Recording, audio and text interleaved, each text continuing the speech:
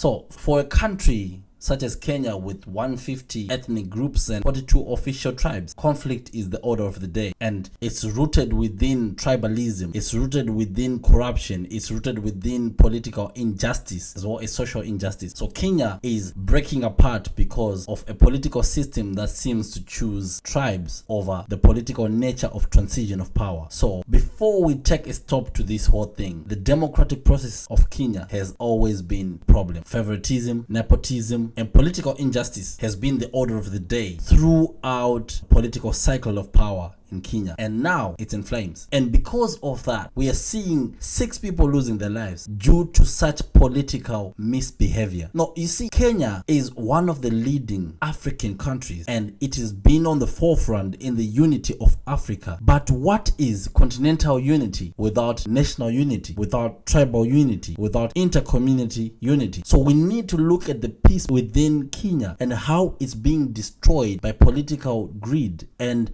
political cycle of poverty. So you see, the rising tax that has been brought in by the Ruto administration has caused a lot of problems in the country. They say the rising cost of mealie meal has brought so many people into hunger and starvation, and now people are taking it to the streets. And would you blame them? No, you wouldn't, because the political system on its own is causing a lot of disadvantages to its people. Besides that, the whole transition of power from Uhuru Kenyatta to William Ruto is also said to be a complicated one. And I understand the Kenyans. It's going on within Africa, like I say. The leaders are not ready to take this democratic process seriously. And I know democracy is flawed. It's full of misjudgments. It's all about how many heads we count. It's not about how many heads with something of substance inside them. So Kenya has had protests for days. And these protests has been caused by the high standard of living and also the high tax system. So William Ruto, a very eloquent man, and I praise him when it comes to the African podium, but every leader is judged by his deeds. Back home, people are protesting because they're tired of living in abject poverty. Even his former boss, President Uhuru Kenyatta, said this is not the right choice when he was elected. And as you know, a few weeks back, William Ruto also came back to accuse the same man who was his president in the last tenure of plotting against him. So Kenya has a wide array of issues, a lot of complexities that need to be fixed internally before it even gets on the world podium. And by internally, I mean the problem with Kenya is one of a conflict that is deep-rooted in societal prejudice, and this societal prejudice is causing a lot of belligerencies within the national territory, and this is a dangerous spot to be in any country, and it's going across Africa. Now we're going to listen to what William Ruto has gotten himself into by even going to withdraw security detail of the mother of the former president Uhuru Kenyatta. Africa, let's watch this.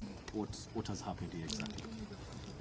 Well, I got a report from my son that he had come to home, and as he was leaving, the watchman at the gate told him that there were people claiming, because that's all we can state for now, to be DCI officers in a vehicle with Sudanese registration, and claiming that they want to speak and to see him.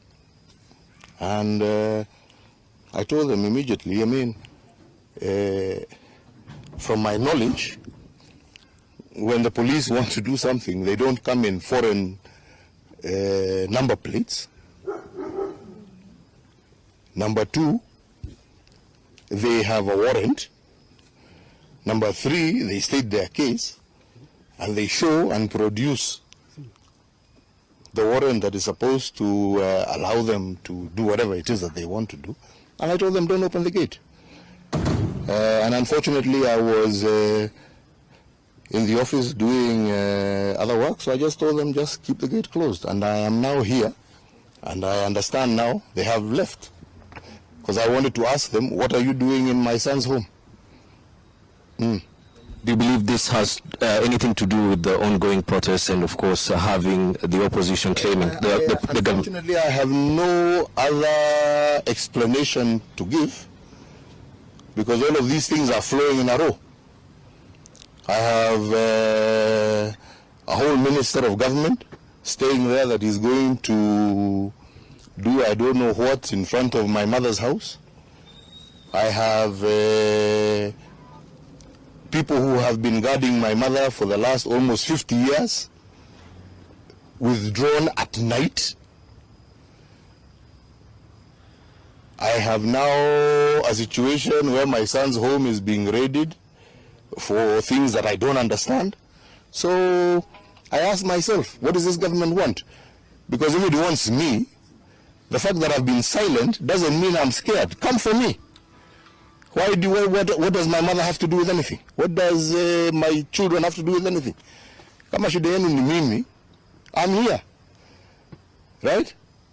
You see, after taking a look at what the former president is talking about, we need to understand one thing. We will never learn as Africa. Recently in Zambia, there used to be another problem of the president of Zambia, the current president, going to remove the security detail of the ex-president of Zambia. Now, I'm not judging the president of Zambia. I'm not judging the former president of Zambia. But I'm saying, if transition of power is causing so much conflict in a country, how do you then blame leaders like Robert Mugabe who want to die in power? How do you blame those who are even afraid of leaving power because of such a vengeful means of ruling? Now, I still don't get it. And, you know, charity begins at home. I feel like before we talk about the integration of Africa, we are supposed to talk about how Kenyans are supposed to be treated, how Kenyans are supposed to feel, how Kenyans are supposed to eat every day. That's where the presidents are not getting it. Domestic policies need to be perfect. They need to be flawless. Then we talk about foreign policies. Now, I don't know what you think, guys, but I feel like Kenya is one of the examples, again, we come with today to say country needs a hand. And this hand needs us to assist by telling the truth. Until next time, please subscribe.